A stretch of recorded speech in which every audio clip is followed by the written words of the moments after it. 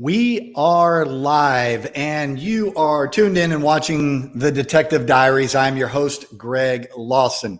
In this hour, we interview strange and interesting people I find along my paranormal journey. So I want you to keep an open mind. Last couple of days ago, had a great conversation about Bigfoot with Russ Lakeord of Travel Channel's Expedition Bigfoot. And we talked about all kinds of Bigfoot stuff, some military stuff, and also about some plans about maybe going and doing some explorations of our own. The cool thing is today, we're going to have Richard Estep come on and talk with us. He is a novelist. He is an international lecturer. He is a TV personality. And also he is a paramedic in Colorado. And so him and I have a little bit of connection as far as being civil servants and working in the emergency response industry. So, Richard, thank you so much for coming on and spend a little bit of time with us on Detective Diaries. Hey, great. It's great to be here, Greg. How are you? Thanks, man. It's good. So you worked today. I did. I was in the office today at ambulance ops, though. The guys on the streets are doing all the real work, and I do all of the clinical stuff. I get on an ambulance as often as I'm able to, which is never often enough when you take a leadership job, but, you know. Right. Yeah. So it's too bad they can't do, what is that, telemedicine for EMS? Oh, teledoc for EMS. Wouldn't that be awesome? That's getting to be a cool thing, though, giving people the chance to talk to their docs over the internet. I think it's going to change the way we do things. Yeah. Maybe you can help me out with Norma here. I don't know if you can see her, but she has not been feeling well for quite some time, and maybe you could help out with her diagnosis. I don't know. Well, Greg, this is going to take more than the cream I gave you for that rash the other time. I mean, we're going to need a little more advanced treatment this time out. All right. Well, I'll take your word for it. You're the expert on that. So you and I met, how long ago? Was it 2 years ago? Yeah. We were at a convention, right? Wasn't it in Houston, Texas? It was in Houston. Like the week after the hurricane. Right. The big convention the week after the hurricane. Well, it was supposed to be a big convention, but the hurricanes paid to that. Yeah. It was the Texas Metaphysical and Paranormal Conference, right? Something along those lines. Yeah. And there was a lot of people, man. It would have been great if we would have had more than 12, ticket buyers, I guess. It was a good lineup of people. I met some cool folks like yourself and Brad and Barry Kling. And, let's see who else was there. Travis Walton. We had all the paranormal people back there in the corner. Remember? Yeah, we were all on Paranormal Row, right? And everyone else was a crystal Reiki healer or something of that nature. And we were the ghost people and the UFO people at the back. Yeah. The troublemakers at the back of class. And that's exactly what happened. Yeah. We had a good time. Anyway, so we also did another convention together in the same area. That was just right outside of Houston. Was it last year? That was Conroe, right? Last year. Conroe, yeah. Conroe, yeah. And that was kind of a weird location. But it was fun, man. I had a bunch of people fly in from all over the United States, and we got a van, and I took them on a paranormal tour of Austin, and then we drove to Houston, and we had a good time. And I just want you to know, you and I will always have Chili's. We drank that place dry pretty much. It was incredible. Yeah. Oh, that was so much fun. Oh, it was. Well, it was a stone's throw from the hotel, so within staggering. Yeah, Dave Schrader was there, John Zaffis. Dave wasn't there, if I recall. Oh, no, Tim was. That's right. Yeah, Dave was doing something super secret and hush-hush, which I think turned out to be Holzer Files. And so Tim came along instead. Right. But Zaffis was there. Zaffis is always good for a few beers. Zaffis is terrific. I absolutely love John. He is a great man. Yeah. Great man. So tell us where you are now and what you're drinking. I'm home. What are you drinking? I'm drinking coffee because I have to go to work in about 2 hours. Oh, good answer. I'm done for the day, so I am drinking some Fat Tire. Oh, you got Fat Tire. Nice. Okay. Yeah, Colorado beer, man. Yeah. So Jeff Belanger's been doing his speakeasy, and he's doing really great with it. And so I'm kind of falling in the coattails on him. He's doing Monday, Wednesdays, and Fridays. So I thought I'll squeeze in on Tuesday and Thursday. Oh, I've never done that show. I know Jeff and I we chatted briefly in Massachusetts last year. We did a Paracon out on the East Coast, and great dude, amazing storyteller. Yeah. And Sunspot is on right after us. Sunspot's going to be on, I think it's 7:30. I don't know what Wendy and Mike have going on, but they're always entertaining. Have you ever watched any of their music? No, I haven't. Yeah, I have them on my feed sometimes, and they do some really great stuff. You know, they're like paranormal band. It's awesome. I'll check them out. That sounds cool. Yeah. So those of you who are watching, if you could go down into the comments and comment where you're watching from, that would be great. And if you share and like this live broadcast, I would love you very much, and it would be great. It helps us out a lot. So, oh man, there's some cool people in there. Look at that. I see some great names. Yeah. And you can see that, and mine is different. So if you see something on there that you want to comment on, just tell me and I'll pull it up. So we've got Kareen, who is one half of the Jamaica Inn Paranormal Research team, one of the most haunted inns in Britain and one of the best. MJ, of course, who runs Sage Paracon. Your lovely wife Lynn, who is awesome, and Chris Sanders and Baker. So across in the UK, Cliff Jenkins. He's a baker, which is why he's up at this hour of the morning. And Wes Coleman, our favorite Canadian corrections officer, and a whole bunch of new friends. So, hey, guys, thanks for joining us. Nice. Yeah, it's really great when I see people from overseas. Every once in a while, I'll get a couple of people. Kat, there she is. Boom. Look at that. She's in Australia. She's awesome. She does some really cool stuff down there. So, hey, Kat, thanks for joining us. It's a great bunch of people here. I hope you all have a beer or whatever your favorite poison is. And hey, Viv, welcome from the UK also. Yeah, man. So at about time 30, time 45 or so, I'll start cycling through some of the questions. But until then, I have a photo of you. Oh, not that one, surely. Oh, no, it's not. It's not the one that you're expecting. Are you with Batman? Is that freaking Batman? That is Batman. Wow. What were you doing there? Well, I'll tell you, I worked for an ambulance company out in Colorado that our paramedic crews responded to the Aurora movie theater shooting, the Dark Knight Rises movie theater shooting. And I was not one of the people that responded to the shooting, but the following day when the bomb squad took down the shooter's apartment, I went and worked the ambulance shift standby for that, which involved a whole lot of nothing. But I was able to go to the hospital, and Mr. Bale flew in to meet paramedics, nurses, victims, responders, and doctors, and just came by, said hi, and chatted. And he was super cool. That's cool that he did that, because that's one way to bring down the show, Richard. Thanks. What are you gonna do, man? The Aurora thing, man. That's one of those lessons learned kind of situations. But what do you do about something like that? Well, you talk about bringing down the show, right? You're dealing with, and very seriously for a minute, you're dealing with one crazed individual that commits this unspeakable act of evil. But there are 1,000, I kid you not, stories of courage and basic human decency. A couple of examples: 2 guys in that movie theater who were both shot dead jumped in front of their girlfriends and shielded them with their own bodies.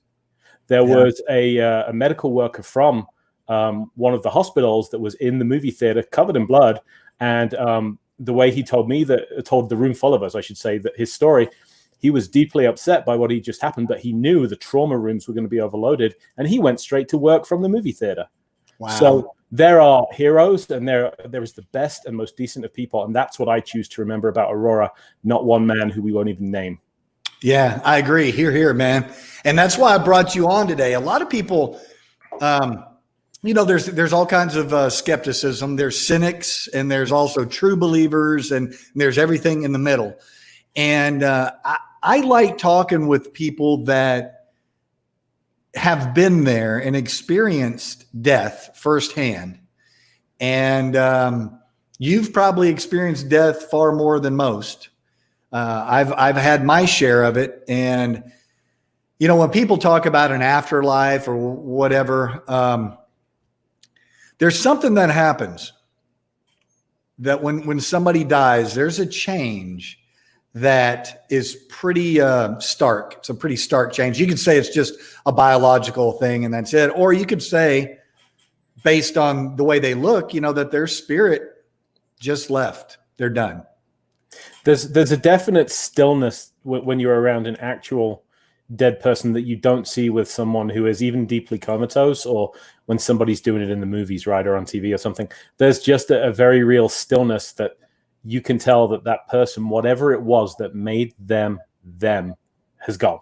It's gone. And of course, the great debate, the thing we're all fascinated with, is gone where? Have the lights gone out forever, or have they gone somewhere else, or have they changed into some other form? And that's what paranormal spiritualism is all about. It's a little bit about organized religion, but most of the people that I think consider themselves interested in the paranormal have questions about religion and don't go straight off a dogma. They look for their own answers in things. And that's something that I'm a huge admirer of your tenacity and your ability to write good books. I mean, great books, one after another. You're pretty amazing. I got a couple here. The Dead Below. When did that come out? So that came out 2019, very early 2019, and was really about the Denver Botanic Gardens. One of my favorite movies is Poltergeist, the original, not the remake. And I just love the scene in that where Steve Freeling, the head of the family, grabs his boss, and there are those coffins coming out the ground, left, right, and center. Right. And what's his line? Can we say the SOB word on your show? Sure, of course. So he's like, "You son of a bitch, you moved the headstones, but you left the bodies, didn't you?" Yeah. And I'm like, that's an amazing idea for a story. Turns out, here in America at least, it's more common than people realize. And that's exactly what happened at the Denver Botanic Gardens. The Botanic Gardens are built on the old Denver City Cemetery. And when they decided that Denver was growing too big and they didn't want a graveyard right in the middle of town, of the city, they gave people a very short period of time to move their loved ones. And then they did exactly that. They just flattened the gravestones and built the Botanic Gardens and the park next door, Cheeseman Park, right over the top. So it's estimated that there are up to 4,000 or 5,000 sets of human remains under the Botanic Gardens and under the park to this day. So it would lead you to believe that if any place is haunted, that would be one of the places, a desecrated cemetery. Boston Commons is like that. There's bodies buried all over Boston Commons. And that's like basically their Central Park, right? Boston, you say? Sounds like a great place to have a tea party. Yeah. Too soon? Yeah. Speaking of tea parties, when did you move from the UK to the US? I came here in 1999, so I've been here a little over 20 years now. I get back to the UK once or twice a year, not this year, but once or twice a year when I can. And I have dual citizenship, so I feel that I'm lucky enough to be a citizen of two of the finest countries in the world. And I'm a son of both worlds. My grandfather was American, actually, so I've always been a big fan of the US. Yeah, I love the UK too, man. I last couple of times we've been, it's been freaking awesome. But let's see, the Devil Coming to Get Me. That was a great title. I could not help but call the book that. So the story is that Malvern Manor in Iowa is this former nursing home, originally built as a hotel, became a healthcare facility, and was finally closed down, unfortunately, only about 15 years ago by the state of Iowa for various reasons. And it had this reputation for being haunted. One of the rooms belongs to an old lady, or I should say belonged to an old lady that had multiple personality disorder. So the nurses would often say at night, "Who is that guy in Gracie's room that's growling at people?" And he would say over and over again, "The devil's coming to get me. The devil's coming to get me." And when they would check, this old man's voice was coming out of this lady's mouth. and she had multiple, something like 13 distinctly different documented personalities. So when I heard that that's what she would repeat, the devil's coming to get me, I thought that's the title of a book right there, and I wanted to tell that story. Right. And that's one of the things that I really like about your books is you'll go in on a specific thing and write about that location or that person or whatever that is, as opposed to just a generalist paranormal type thing. That's kind of what I do. I do a very general thing because I concentrate primarily on, how the investigation was conducted. I'm immensely lucky, and I live adventures. I get to go on the road with some of the coolest people. A few of them are in the chat tonight, and I go to an investigation for 4 days, 5 days and nights, and we will lock down in there and we'll see what we can experience, and then I will tell that story and bring in various other eyewitnesses and people that have experienced things there. So I'm really writing about my holidays. This is really my whole writing career has been one long what I did on my vacation, and people pay me to take those trips with me. They like hearing about these cool out of the way haunted places, and I love introducing people to those stories. Right. Now we get to what the main thing is, with all the COVID thing going on, we're not going to go down the COVID rabbit trail on this thing. We're not going to talk all this stuff. You can watch the TV all day long and drive yourself insane. So if that's what you want to do is have the COVID mental illness, go ahead. But haunted healthcare, that's something that is amazing to me. You said something that's absolutely true. I think it's in your, it's in the book, obviously, but every nurse has a freaking ghost story. Every one of them. That's the tagline for Haunted Hospitals for the show that I'm on. But yeah, it's absolutely true, or at least all of them. And I first started investigating back in 1995. I became an EMT in 2002, and I became that ghost guy. Other people, it's Colorado, right? Everybody camps and everybody is outdoorsy except me. I'm the one. And so people are like, what are you doing for the weekend? And I tell them I was staying in some falling down old building that used to be a sanatorium, or whatever. And so people would bring their ghost stories to me. And I would even hear the most skeptical doctors. Doctors are very, very skeptical people, a lot of them. And they would say, oh, I don't believe in all of that crap. It's a whole bunch of mumbo jumbo. But this one time, and then they go on and tell me this story that just they couldn't explain, about how they were working the night shift and they would have the strangest thing happen, usually with a dead or dying patient. And I thought somebody really should be collecting these stories and putting them together. And that's really what I did with Haunted Healthcare. That's fantastic because I knew this. When I was a mental health investigator for about 2 years, so I worked out of our county hospital emergency room, and I got to know all those nurses, and every one of them had. I mean, no matter how pragmatic, how grounded, how logical they were, every one of them had some sort of weird story. Ken Larson, buddy of mine, he's listening. He's on his way back to Dallas. He just had lunch with me, and it was awesome. It was good seeing Ken again. Hey, Ken, how are you? Yeah, Ken's a good guy. He's a paramedic. He works in the at the racetrack rescue crew, and he's a search and rescue guy for helicopters, and he is a parachutist, and he does all kinds of cool stuff. So hats off to you, Ken. As we all know, paramedics were created so detectives could have heroes. That's right. You know it, my friend. You know it. I've bled before, so I appreciate you there plugging the holes. So yeah, I was very fascinated by that. And you bring up the world's most haunted hospitals. That's a great read. Lynn bought that from you, or maybe I bought it for Lynn, I think, at when we were in Houston. But anyway, yeah. What are some of the hospitals that really made an impact on you personally? I think my favorite one, and I talk about this place all the time, has got to be Asylum 49 in Tooele, Utah.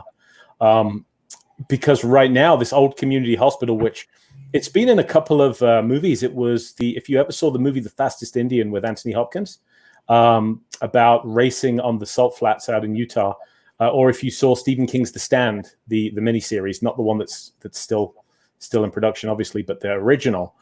It played the Boulder Community Hospital in The Stand, which is cool because Boulder Community is where I take a lot of my actual patients. And it closed down around about 2005 because they built a newer facility further up the road, and was left abandoned for a while, but had this reputation for being haunted. And it turns out that it fell into private hands, and the new people that owned it wanted to build a haunted house attraction. So, the kind of place you go at Halloween to get good and scared, except this was a full contact haunted house. So you sign a waiver before you go in, and they will stuff you into coffins and put you on gurneys and all kinds of fun stuff. And they were getting complaints about things like, the guy in the emergency room, the doctor in there kind of had some attitude. And they had to say, we don't have anybody playing a doctor in the emergency room. What do you mean? And they would talk about the little girl that seemed far too young to be working in that kind of place. And it was actually the ghost of a former patient who had died in the hospital. So the ghost stories started to mount up. But what I love most about that place, honestly, is nothing to do with the ghosts. I go there every Halloween with a small crew of investigators. We usually will spend the evenings working in the haunted house, as characters. I play a zombie firefighter. And we will work until midnight, and then we will go investigate, because you have these thousands of people come in thinking about ghosts, thinking about getting scared. You have this tremendous energy, and then the place just goes crazy after midnight when the doors are closed, and we are locked in there with it. And that's funny you bring that up, because in theory you're doing paranormal investigation, you're being quiet, you're setting up cameras, you're setting up audio, and you're just doing that. And I know I've heard you say it before, and Frank Sinelli said it has said it multiple times, that it seems that maybe when multiple people are gathered and there's a whole lot of energy, that is attractive to the other side, and or create some environment that people can experience the other side that way. Frank may be onto something there. And the other thing I've noticed is the way I do EVP sessions has changed over the years. I used to do that whole formal, is there anybody there that wants to talk to us, step forward thing. Now I found, and maybe it's the same way with you, Greg, I'd love to hear, and also anybody in the chat, but I get better results when I don't do that. I don't have a conversation with an invisible somebody who may or may not be there. We just talk, and we have a fun conversation. We will often laugh and joke, and it's almost as if some communicator wants to get in and be part of that conversation. And so you will hear EVPs kind of on the back of the laughter and the chit chat. Do you find that? Absolutely. Yeah, that's exactly. I love the rapid fire question. You watch these paranormal investigators. I guess they're under time constraints or something for their TV show. And they're like, who are we? Who's here with us tonight? What's your name? Do you live here? Did you live here? Did you die here? They just keep going. It's like, shut up. Let them answer so you can hear. If anything's going to be on the EVP, it's going to be between that. And it's like cops. Mm-hmm. We're supposed to be in charge, and so many don't get past the I'm the one that's talking. Mm-hmm. And you're interviewing somebody, and you're kind of going on that line of thinking instead of asking a question and shutting up and letting them tell their story. So yeah, and in medicine, we have an old truism as well. We say the patient is trying to tell you what's wrong with them, which sounds so basic and simple, but it's absolutely true. Right. So rather than, well, Mr. Smith, tell me about your chest pain, and when did this begin, and is it sharp or is it dull? Let them tell you what's wrong. Let them tell you why they're there. And often the answer you get isn't the obvious one. Right. So Kat says she used to work in a kitchen in a few nursing homes, and pretty eerie stuff went on in those places. And it seems like in most hospitals, I guess because of the death or the idea of death, mm-hmm. It's pretty creepy. I know that there's some areas of Brackenridge, old Brackenridge Hospital here in Austin, that's pretty creepy. But let's flip that around too, Greg, right? I've always told people that a hospital really is this stage. You can see all of human life playing out in a hospital any day. So you have the emergency department. They're bringing in trauma patients, shot, stabbed, bleeding. People coming in having heart attacks and being treated and going to the cath lab. But then you have OB delivery where, labor and delivery, or OBGYN, where you have babies coming into the world, and new families are being put together. And you have this immense joy, so you get happiness, you get sadness, you get hope, you get despair. And it's all contained in this one building. And there are very few other places like a hospital for that. All of human life played out on this one stage at this one time. And I think that leaves some kind of residue that we can pick up on when those places close their doors for the final time and we get to go in and investigate. Yeah, man, because it seems like hospitals, mental hospitals, and brothels have most, formal brothels have most of our activity. And be sure not to take a black light into either of those locations. I promise I won't. Pro tip. Yeah, no kidding. So that was one of the things that I was really, really interested in when we talked, and I was kind of excited about, just because, I have paramedics that operate out of my office. Just right below me, there's a crew that operates out of there, and I talk to those guys all the time. Mm-hmm. But they're not real open with the experiences that they have, or the experiences that they hear from other people, just because there's a stigma when you're talking about any kind of thing like this. Do you find that? I do. I think that's true across most of the emergency services and throughout healthcare. There are a lot of the people I talk to for the Haunted Healthcare books, I gave them pseudonyms, I gave them aliases at their own request. And they would start out with, "You're going to think I'm crazy, but," but these are people with a clinical background, a scientific background. They're well-educated individuals for the most part. You don't get to be a physician or a nurse or a paramedic, without having the ability to observe and to think and to do those things under pressure. So, but it can be the kiss of death for a career sometimes. Honestly, I'm at the point in my career where I'm very happy where I am. I have no desire to climb the career ladder any further. I like being a paramedic and a clinical chief and an educator. It's great. And I work with some cool people. So I just say what I think, and I've done okay with it. But I can see a lot of clinicians not wanting to be associated with ghosts because some people just won't take well to it. Right. It's good to be in that point in your career where it's like, all right, I have enough credibility here that I can talk a little weirdness. And the funny thing is, you talk about some of the stories and you have the very religious people that will balk at it. And it's like, wait a second, let me talk about some of the stuff that you believe in. Wait. So my whole thing is I don't know what's going on, and I'm trying to figure it out. I'll say that the one thing that I've learned throughout this entire field, if I take one thing away from it, is that the more certain somebody is that their way is the right way, the further I want to run from them. I like the people who say, "Here's what I think, but I don't know."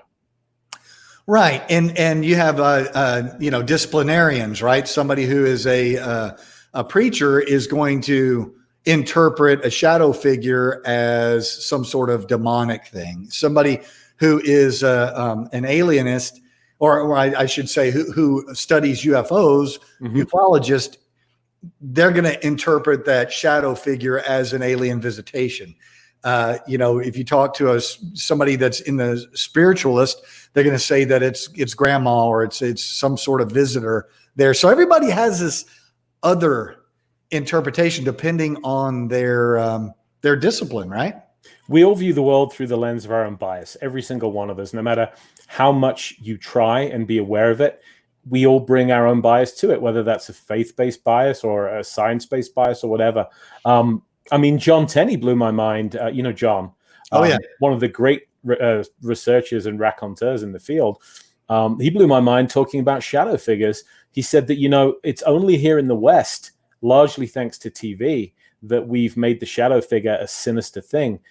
If you look at some of the Eastern traditions, they actually believe that shadow figures are the spirits of loved ones that have come back to be protective and are, very positive, loving things. And the reason that they are shadowy is they believe that they are backlit by the light of the afterlife, and that it's so brilliant we can't see them.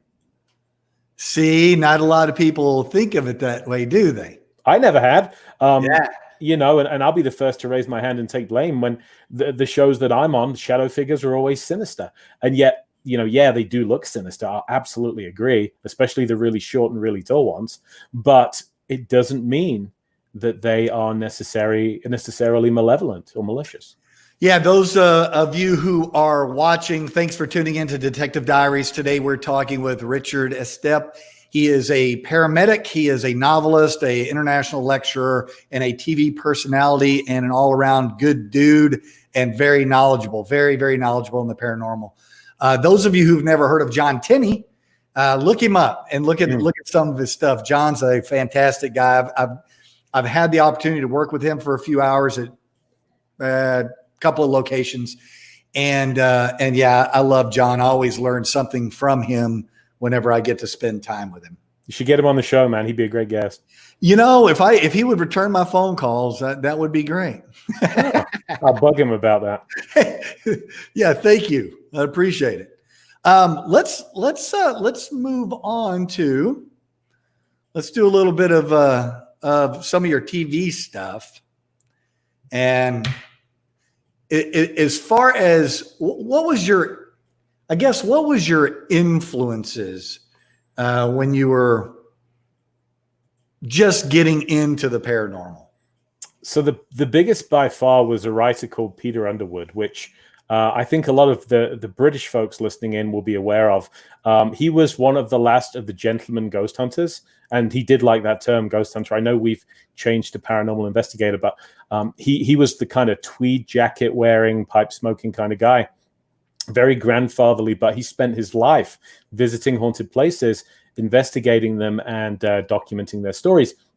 Peter Underwood died a few years ago, very sadly, and I would say that his family runs his publishing business now, and they regularly make Peter's books free on Amazon on Kindle. Like every weekend, you can pick a new one up. So I think he's a writer that deserves to be better known by this generation. But when I started getting into this, Greg, there were no TV shows. You didn't have Ghost Hunters, Ghost Adventures, Most Haunted, or whatever you want to call it. What you had was a library where you would go and get books by guys like Peter. And so I would go and check out everything in the library, Harry Price's books, people like that, and just read them over and over again, and fed this love of the paranormal that continues to this day. Yeah, you bring up the name Harry Price, and so many people, all they know is names of the characters that are on TV shows today, and there was a lot of people that's been studying this field for over hundreds of years, and we could learn so much because we lose so much of what they learned to begin with, and then we have to rediscover it. We are standing on their shoulders, right, Greg? I think we would all agree. And in the chat, Kat mentions Hans Holzer, absolutely. People along those lines, they did a lot of the research. They went to these kind of places, and they did not have the truckloads of gadgets that we have today. It was old school.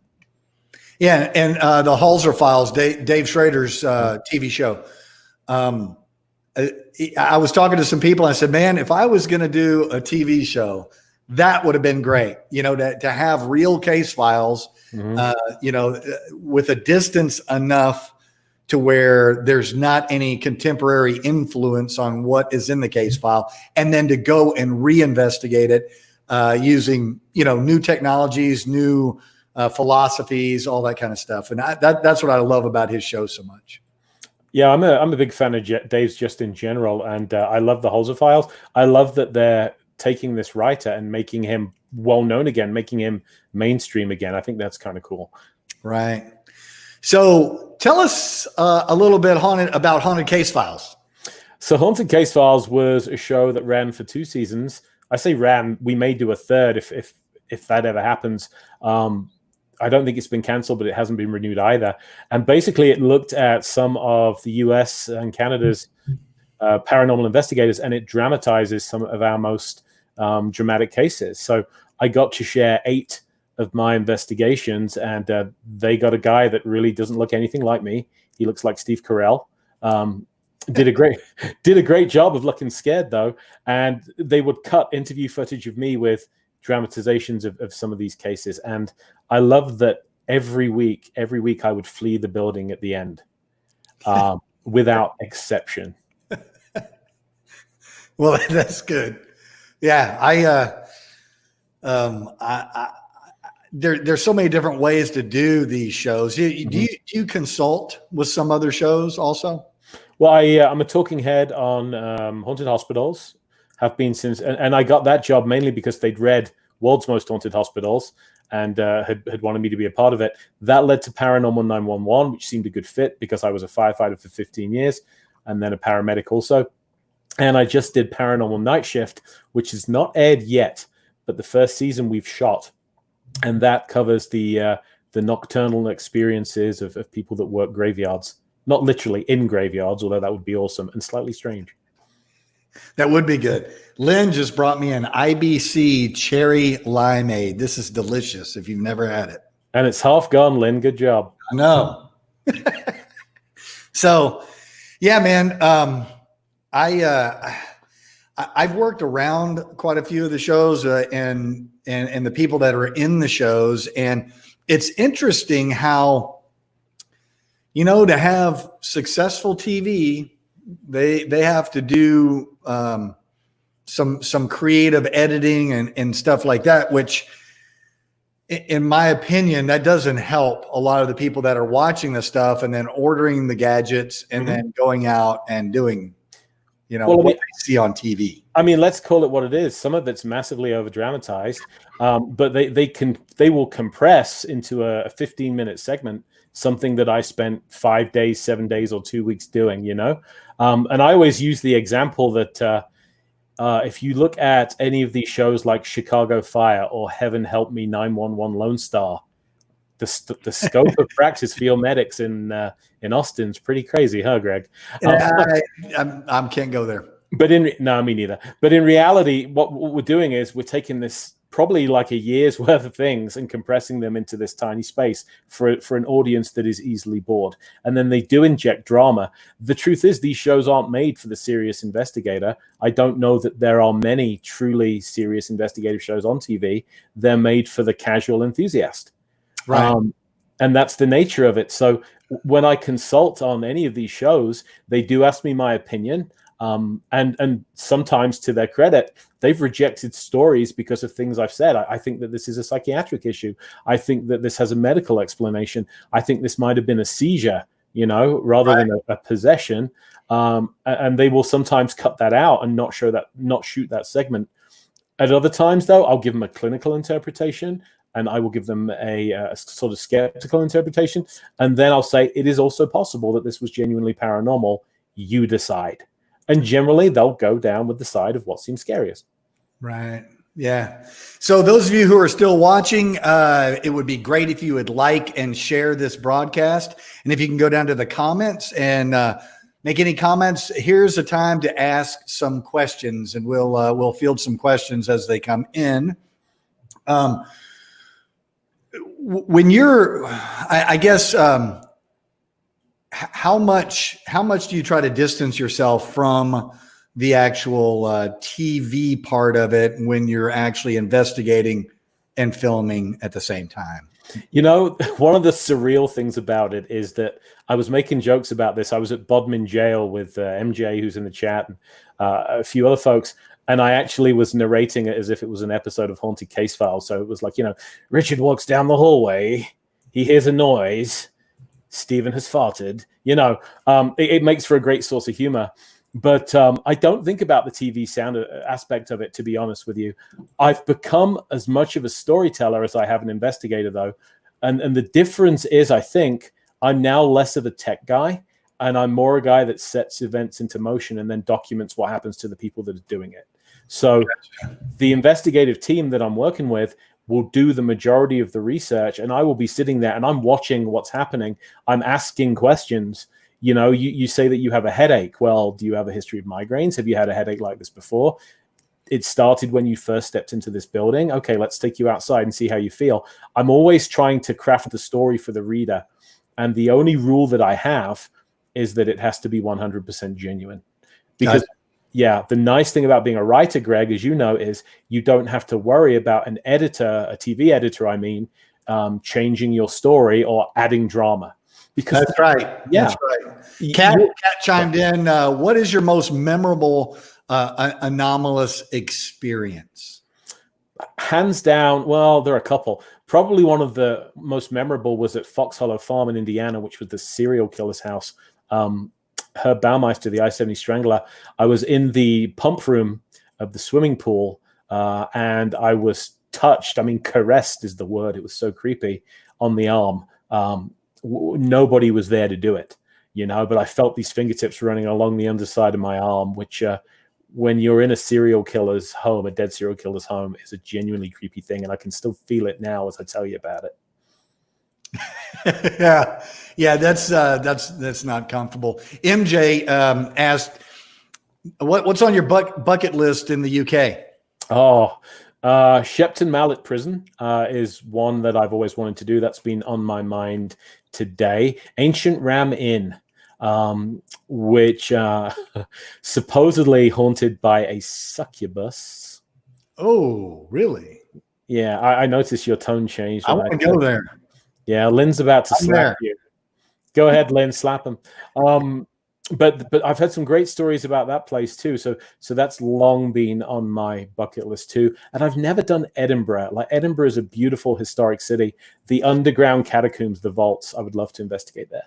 We went there last year, and we had a great time with Nikki Folsom and Eric Folsom, and and I'm gonna have Nikki is going to be my next guest next Tuesday.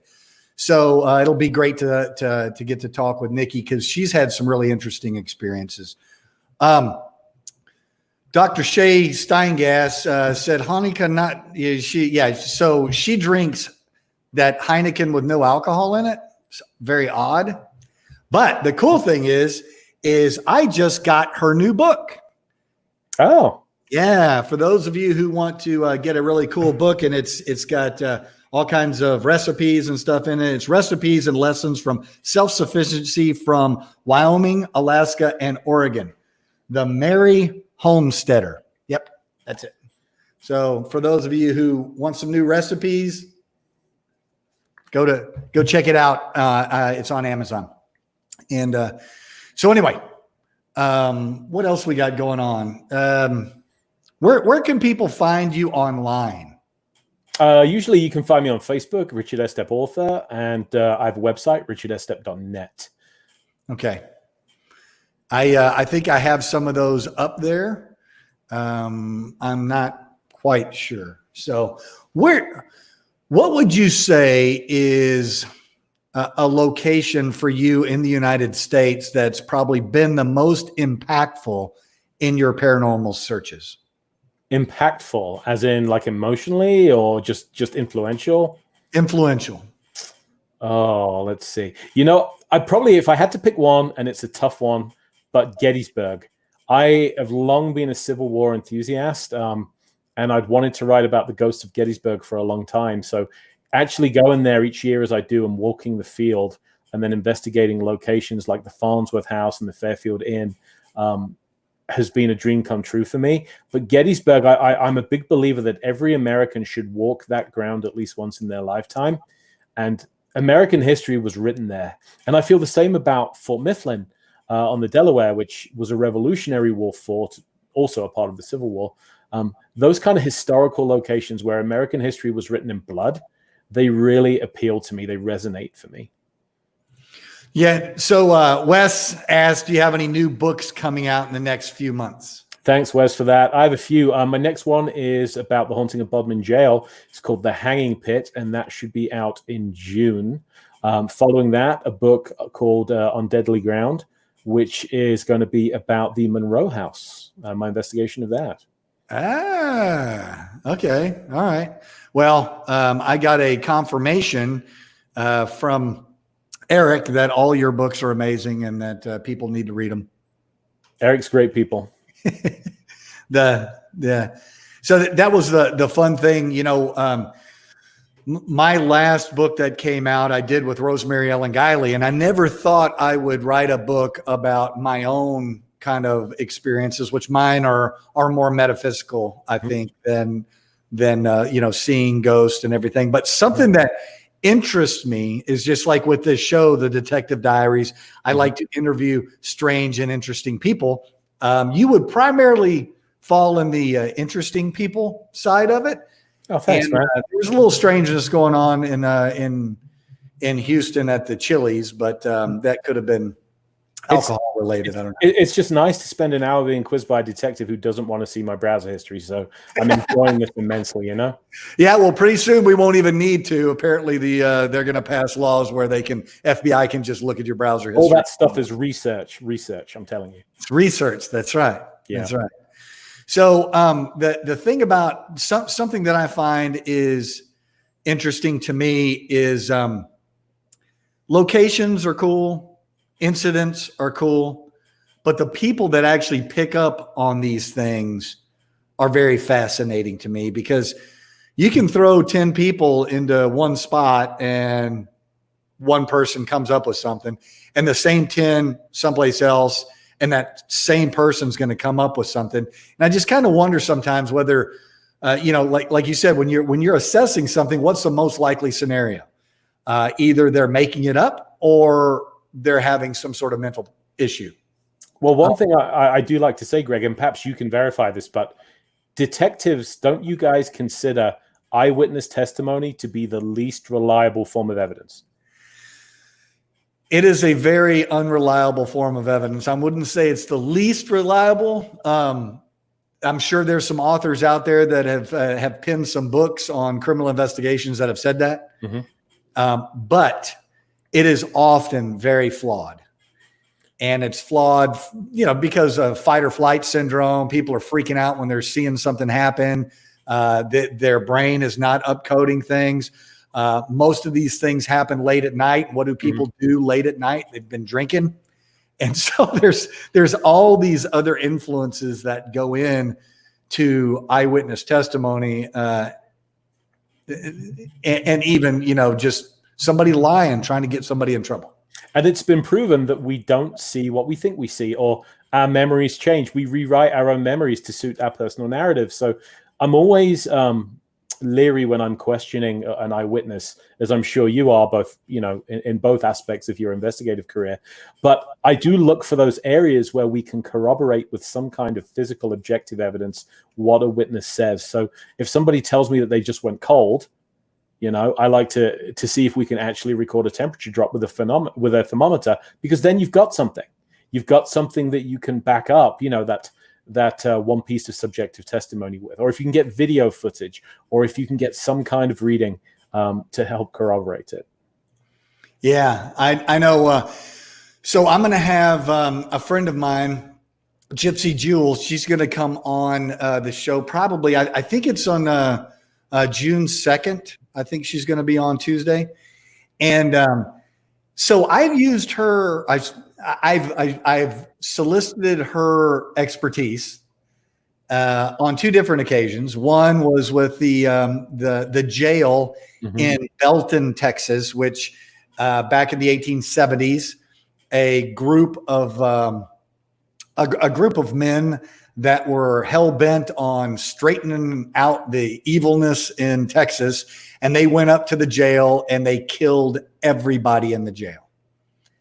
And there's a historical plaque outside and everything. Anyway, this kind of went on, and this jail went up for sale as a private residence, and I didn't buy it. I was an idiot, and I didn't think about it. But anyway, I talked to the new owner, and she doesn't want to have anything to do with the paranormal. She's had priests come in there and do all kinds of stuff. But she let me come in and look at everything, look at the floors, look at the walls.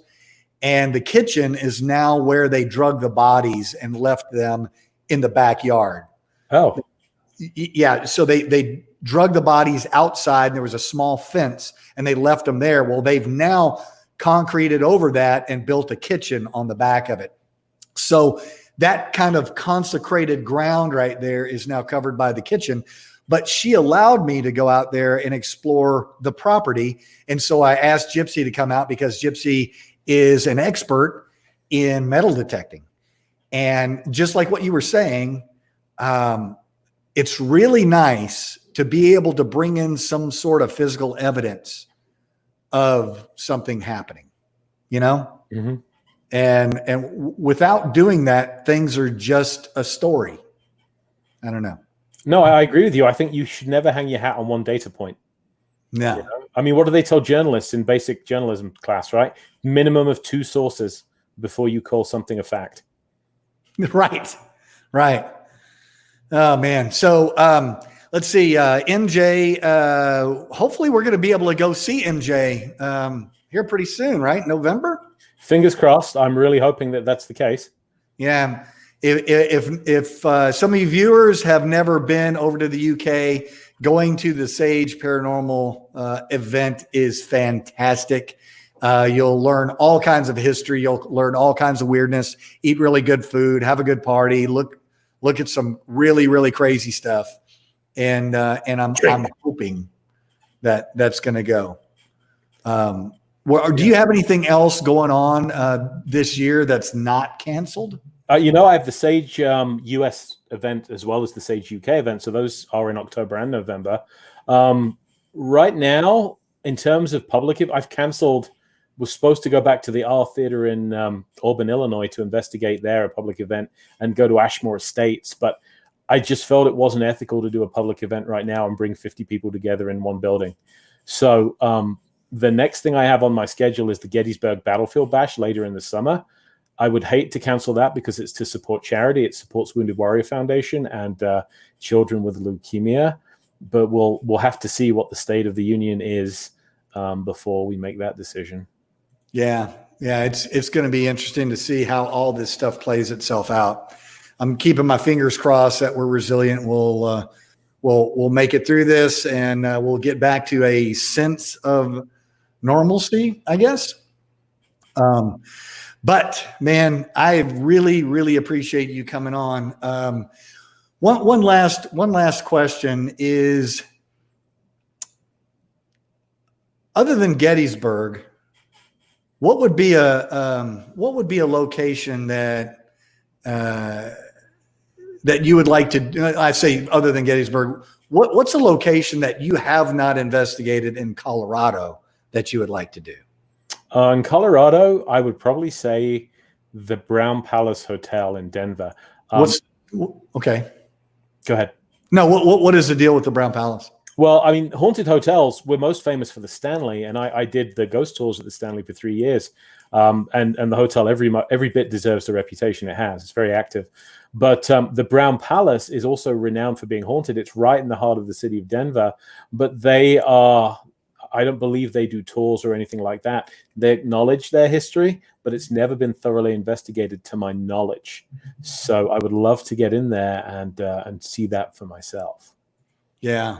We had a good time. I wish we could have hooked up when we were in Denver last time a few months ago, and we went up to the Stanley. It was in end of February, right? That's right. Yeah. That would have been cool if we could have gotten to hook up. So one more time, where can the viewers find you and find your books? So please come see me on Facebook, Richard Estep author, richardestep.net. And I'd like to say, Greg, if I may, thank you to everyone that commented and was part of the conversation tonight. We couldn't answer all of your questions, but I did read everything, and I really appreciate the kind words, and I appreciate you all being here and listening to us. And we'll respond after the show to the comments. We'll answer some of that stuff. Yeah. And hopefully we will continue this. I'm looking forward to Virginia. I'm really looking forward to it. So we'll see how everything comes out. I have an event scheduled for July. We'll see if that gets canceled, but fingers crossed. I really appreciate you coming on, spending time with us, and sharing your expertise, your perspective, and your caring. And thanks for what you do. I know you hear that, but